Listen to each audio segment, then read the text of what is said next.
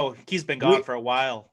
We are going live on Facebook. Are you guys ready? On YouTube. On YouTube. Yep. So yeah, and then I'm gonna post in the Dr. Joe Show Facebook group. You know. All right, fine. Get us here. It's gonna be one of those nights. Here we go.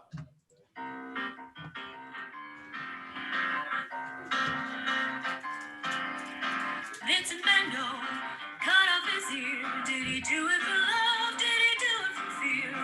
Who knows? Van Gogh. Dear Romeo, drank from the vial. Did he do it for love or was he just being wild? Who knows? Van Gogh. Stretch the kindness, rush with madness. Is it sadness or just a show? Van Gogh, go, go, go, go, go. Van Gogh, go, go, go, go, go. Van Gogh, go, go, go, go, go, go. Ladies and gentlemen, welcome to the Dr. Joe Show. Yeah, right. Yeah. Good, Here good. we are. Here we On are. YouTube, live on the YT, baby. YT. Yeah. YouTube. Yeah. Live. CBS for the boomers, right? YouTube is now the new CBS. That's great. Yeah, and you can get a subscription to it for nominal amounts. Zero, actually. This is free. This is there we free go. time. That's about as nominal This is like as when you turn the channel to 7, 3, or 5. This is 3. Facebook is 5, and Instagram is 7. There is a Prime membership for YouTube called YouTube Red or RedTube for short. So don't look up RedTube. Get the kids out of the room. No one do that. No one try that. So for those of you who know about the Dr. Joe Show, we've got my co-host Mark Stiles and Tom McCoy. Hello. And tonight, we have a guest zooming in from Los Angeles. LA, Los Angeles. Mayanya. That's me. Hey, Nailed everyone. it. And tell us about yourself. LA attorney? What's going on? Oh, yeah. Hey, everyone. Well, I am an attorney here in Los Angeles. I've been practicing for a little over 5 years now, almost 6. And we're living in some interesting times. I mean, not just worldwide, but specifically in the Los Angeles and California court systems because of this COVID Corona-Chan lockdown. Yeah, what is going on? So what's happening there? Well, aside from the general civil unrest that we have going on or civil lockdown, the court systems are largely closed. I mean, there's been an entire very quick revamping and restructuring of the legal system as it is. As I mentioned, courts are closed, which means that anything that's not an emergency proceeding has been continued out until sometime in May or June. What this means is that if you're not looking for an emergency restraining order or an emergency conservatorship of the person, or strangely enough, you haven't been conscious of everything that they're saying if they're in person. Whereas over Zoom, over a webcam, you don't know that I'm not reading all of this off a cue card, right? You don't know that there's someone off screen waving at me and telling me what to say.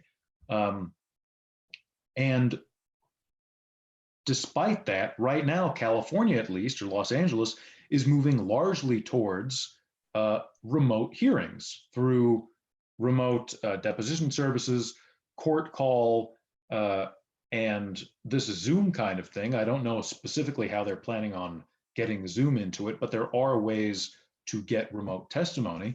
And courts are now even talking about doing remote trials, which, as far as I'm concerned, is a total due process violation if ordered over the objection of one of the two parties. But that's where we are right now. And that's really the most shocking of it all. Right now, off the top of my head. Can we talk about the actual quarantine in California? Because it seems as though it's more strict than in any other state right now. And how are the residents handling that when it's a very progressive, libertarian type of population. Is it though?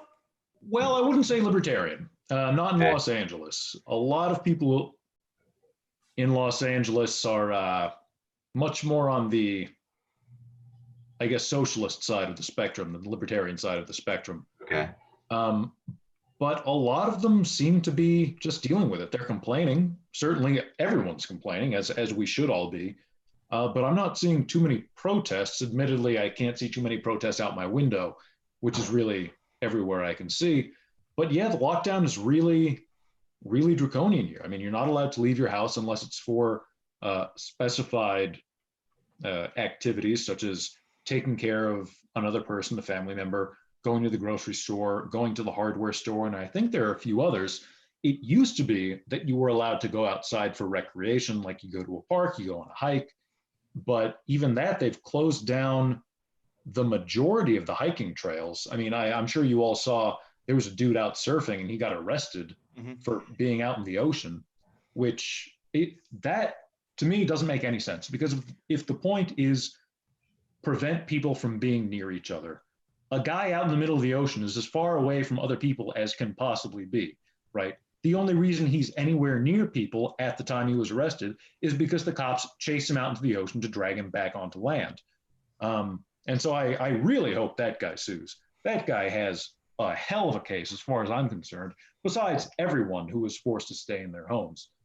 And of course, I have to say that is not a judgment on any case you might have. Whoever you are listening, go and consult with an actual lawyer you're paying. I'm just opining based on what I saw of that guy. There may be facts that I don't know. This is not an endorsement or assertion of any case. But You're good at that. well, you know, when you talk a Quick lot, disclaimer.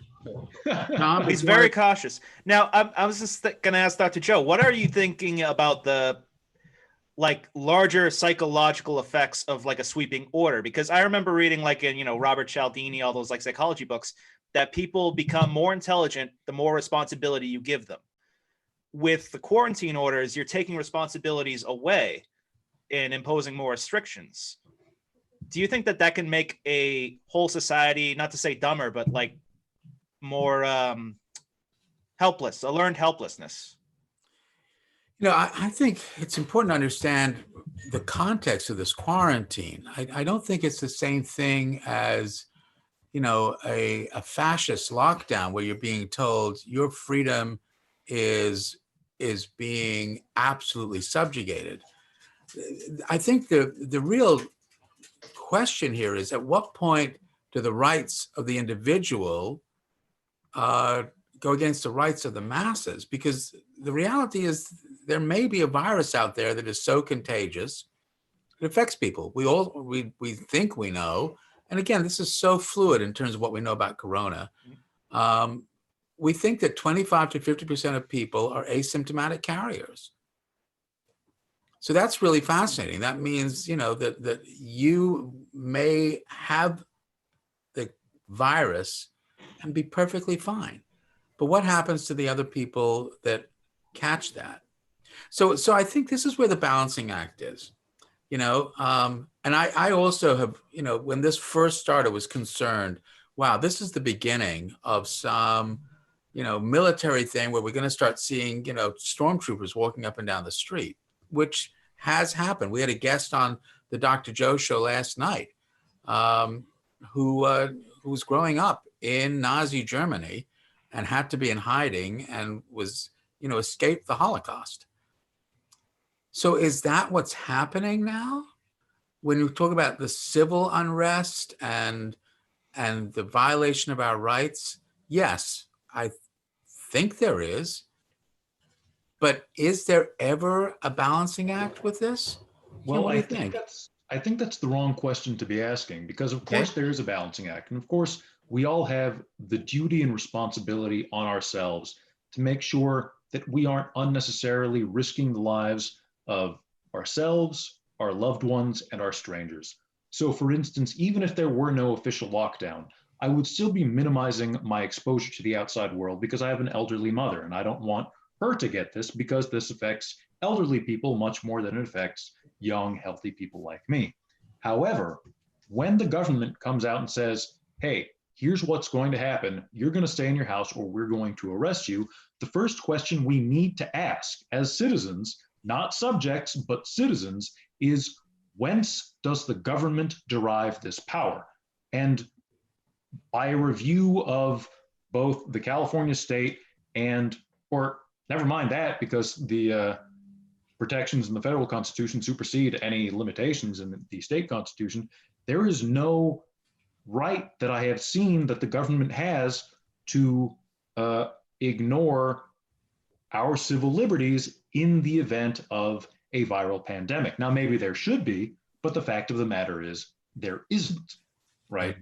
So anyone who is getting arrested right now or having to pay fines or whatever other punishment people may be suffering or experiencing, whether it's an inconvenience or an actual legal punishment, is something that we seriously need to consider. Are we going to allow the government to make up its own powers, right?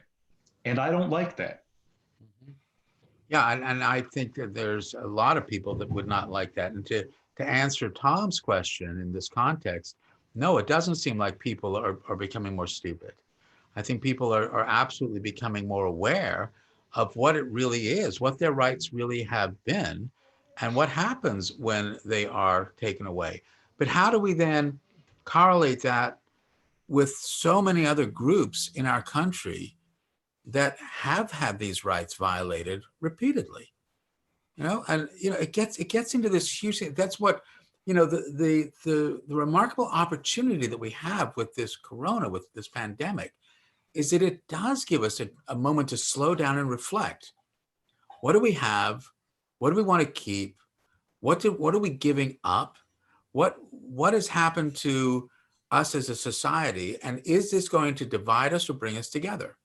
And my hope is that it's the great equalizer, that on a IM level, remember the IM, that we're always doing the best we can, this coronavirus isn't discriminating against someone. It's not saying, this group stays inside, that group doesn't.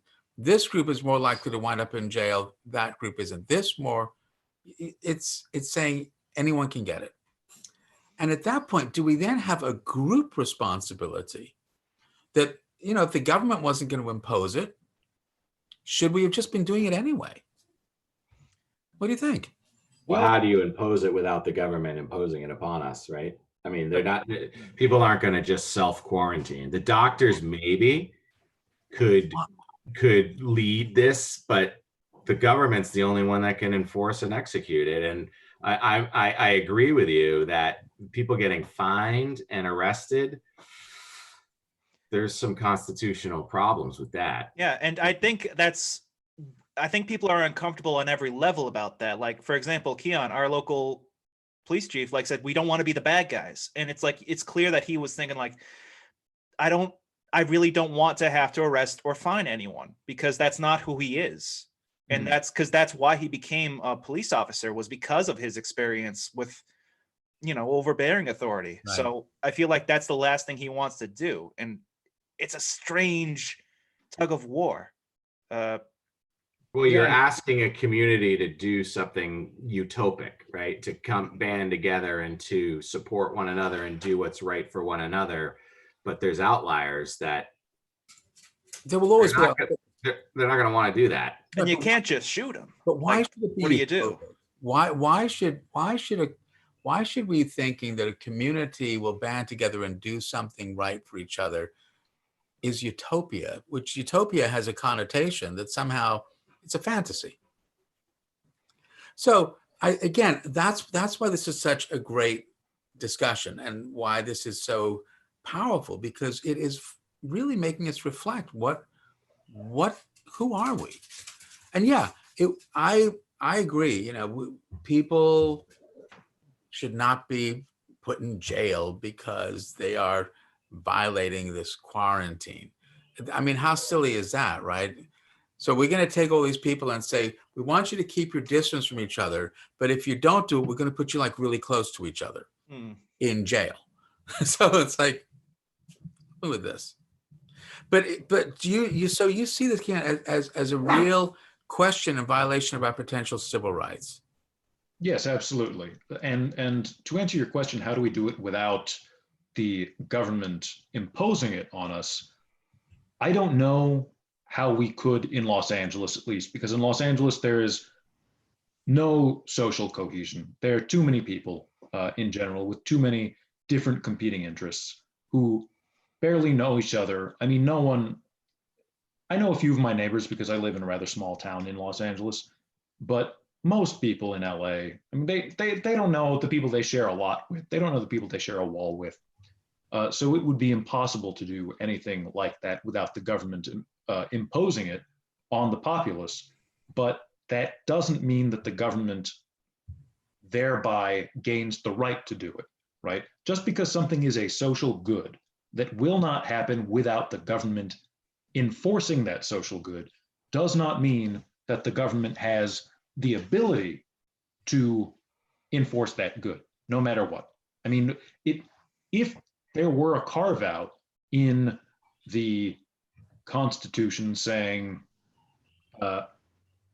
in the event of a serious emergency, such as a viral pandemic, they wouldn't have said that because it was, the 1790s, but something like that, then the federal government can't suspend one's civil rights as outlined in the Bill of Rights. That might be one thing. And then the government would at least have a claim to legitimacy in doing these actions. It's like, because what I think about the long game is, say today, if someone came out in the United States, it's like, look at me, I am double Hitler. I'm gonna take over the world, blah, blah, blah. And the federal government, bam, just takes them out. Cool. No one's really gonna complain about that per se, but you just added something to their playbook that I don't know if I want that to be there eternally. It's like, yeah, we have the right to just take out any citizen we think is going to do something wrong. Or yeah, sure. I mean, enemy. even without expanding it into extrajudicial killings. I mean, even just now, if the government says, "Hey, you all have to wait in your home right now. You can't leave your house. You're all locking yourselves in your home because of this state of emergency." Well, how do you define a state of emergency, right? What if the next state of emergency isn't the thing that's causing people to stock up on toilet paper, but it's the fact that there's no toilet paper in the stores? I don't know that's not going to happen, but I don't like the idea of us all being locked in our houses because some economic supply chains are disrupted. What about the Sherman Act, though? You talk about the constitutionality. I mean, this is martial law. We're in a wartime kind of environment. At what point does the government have the authority to protect us from ourselves too? Well, I'm not sure that. What is the Sherman Act for people who don't know? Kean, go ahead. Yeah, you go ahead. I don't know what it is. It's the federal law that institutes martial law. Basically, gives you the ability to make broad executive decisions and create kind of a limited constitutional framework for the people, right? Would you Sure. agree with Well, in that case, I would say there are a few issues with that analysis. The first is that we are not at war with the virus, right? So declaring martial law in response to the virus seems like it would be strange. Again, maybe the Sherman Act does not require that we be at war. I don't know. Right. I have not read it. I would have to do research. But second, I have not heard that law being invoked, right? So if the government wants to come out and say, you know what, this whole coronavirus thing is so catastrophic, has the potential to kill, 1 million people. Therefore, we are invoking the Sherman Act. Therefore, I thought they did, and that's how they made it a national emergency. Is by maybe they did, but they might have. I admit I've been working too much to follow all of this. All I know is I'm not allowed to leave my house. But I would imagine there would be some National Guardsmen or soldiers or U.S. Marine Corps. I don't know, maybe Air Force security forces standing outside my door, patrolling the streets rather than just local level enforcement happening. I with think it's different available. states. I think it's actually, I think it's available right now. I know the National Guard is mobilized in our region right now, that it can set up and lock down borders. It can, stop people, because I think we're in that national state of emergency and martial law is in play. So, to see the visualization of, your military in your street, we're not there yet, which I think is what would probably freak out a lot of people. But I think it's available for them right now. That's Huh. that's a spooky idea though, that you can declare war with I hate the term invisible enemy, because that's the same thing as like, okay, war on the virus, war on terror, war on sadness. It's like, if we just say that there's an enemy without defining it, the war could last forever. Well, What do we I'm do? with Kian. I don't know that the Sherman Act requires an act of war for it to be invoked, but I'm sure there's broad powers, probably a little bit too broad for a lot of people's liking. But I mean, we're in a state of martial law, so beware, young citizen. That good, because really I was about to go out and do a dumb joke that I don't want out on the internet. So never Oh, mind. just come Very on. good. This is the Do document. it. We have dumb I jokes. was gonna make some joke about, I'm gonna go do a student for the Democratic Society kind of thing, but Oh my God, The Keon, did you weatherman, just say yeah. something political on a Friday in the Dr. Joe show? yeah, I'm we not never even had drunk yet. We never had a heated political argument on Friday. I think Fridays are our day for these. heated- Fridays are blood sports nights. Let's Great. let's do it. Oh, Let's commit. great.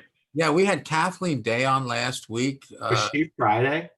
She was Yeah. Friday, who is the author of this book about banking crisis, and it was wonderfully heated. It was I'm still rattled by it. I was prepared. Mark was there the Kian, whole to- time like this, like I was prepared. So we interviewed this woman a couple years ago on our radio show, and we had a great conversation about the mortgage meltdown, of which I'm very well versed on and understand, and was involved in with respect to practicing right through it.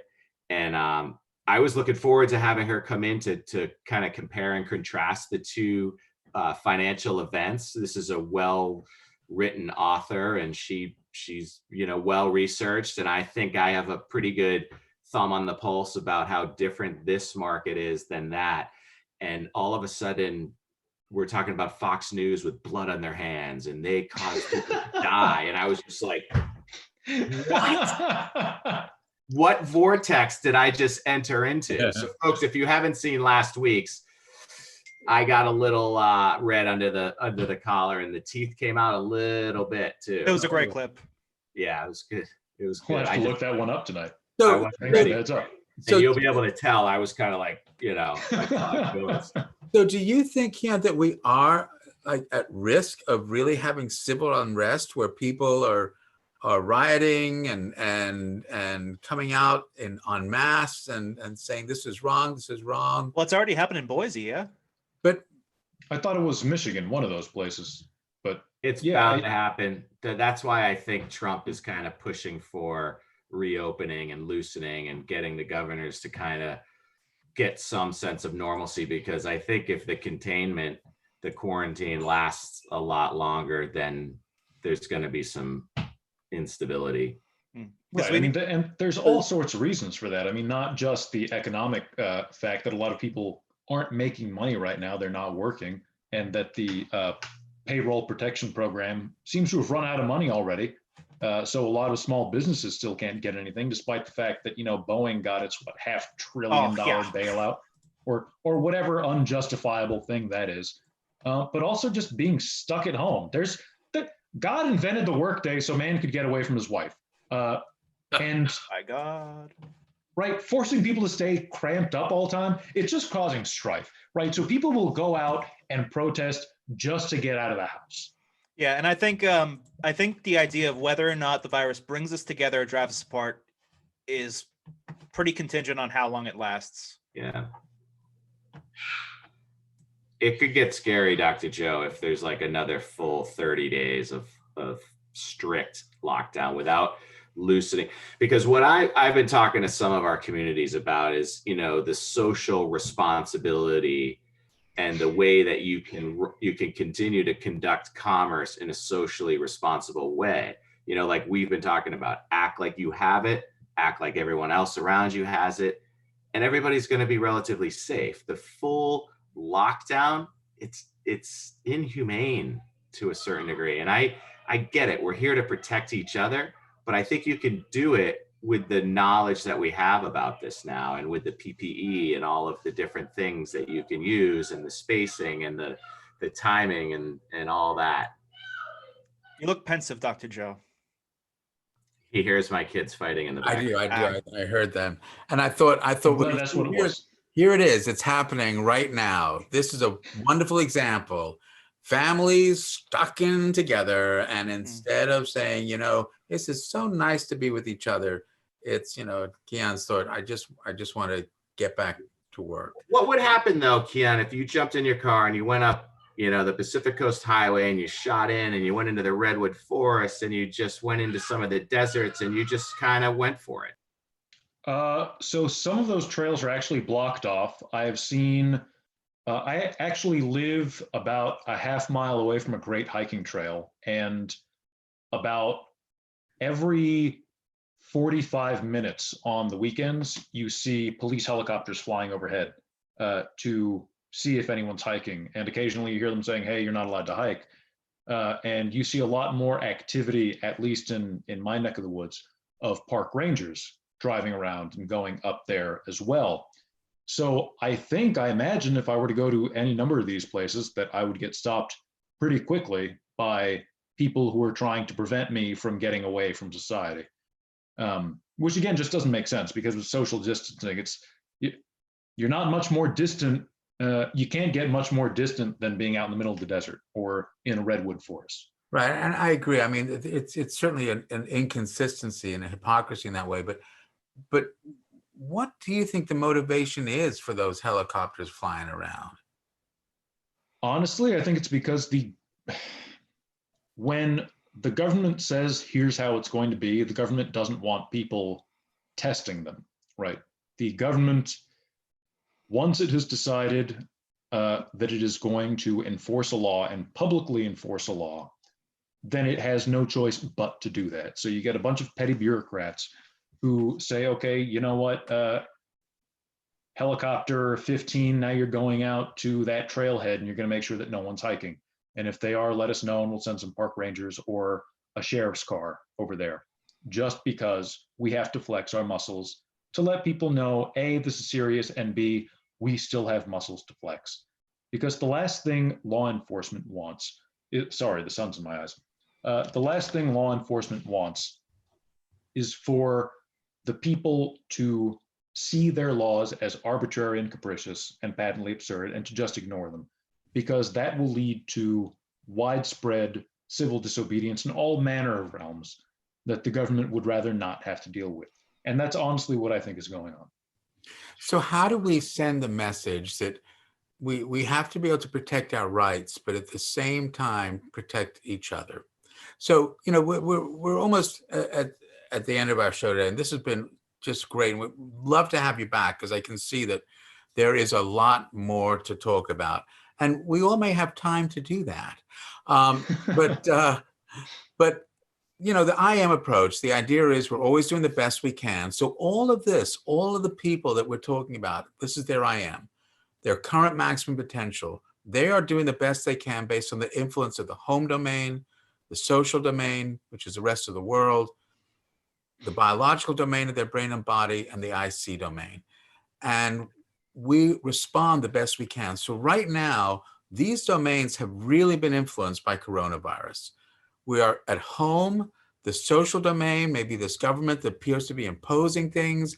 It's affecting the biological domain of the limbic system of saying, wait, am I in danger?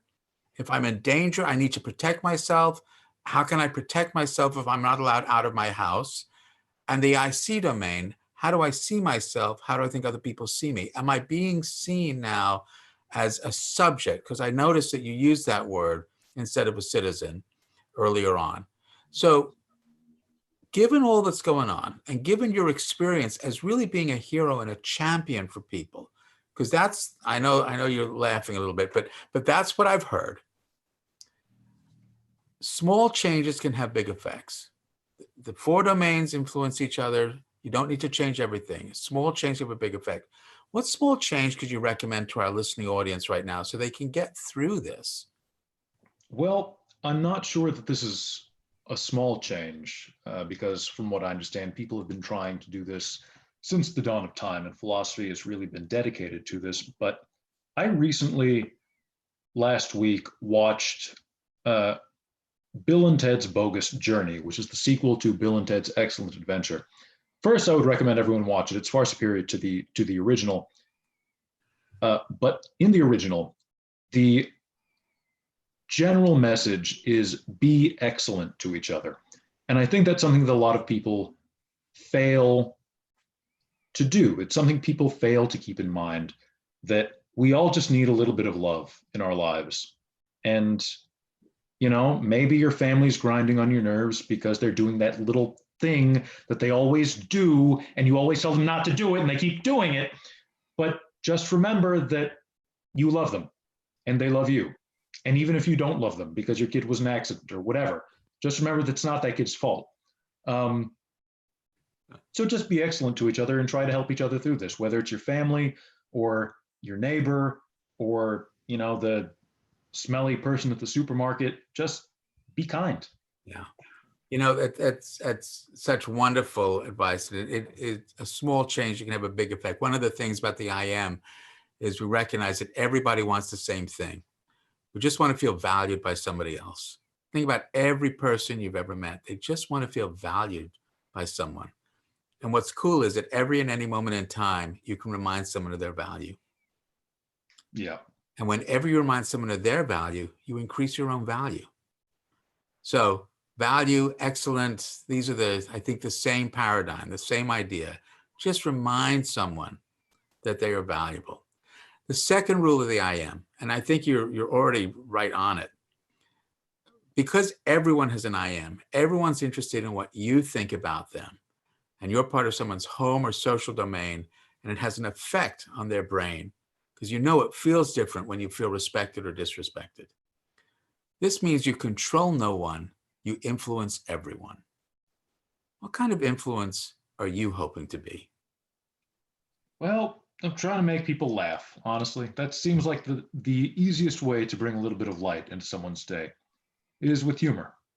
And, you know, maybe that's not, of course, that's me in my professional realm, not in my, I'm sorry, me in my personal realm. No. My professional I'm realm. going to go with the professional realm. That's much Same. better. That was a terrible slip of the tongue. It's wonderful. And I'm a well- psychiatrist. We'll talk about this offline. Go ahead. Great.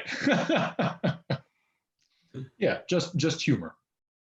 Yeah, I think that's great.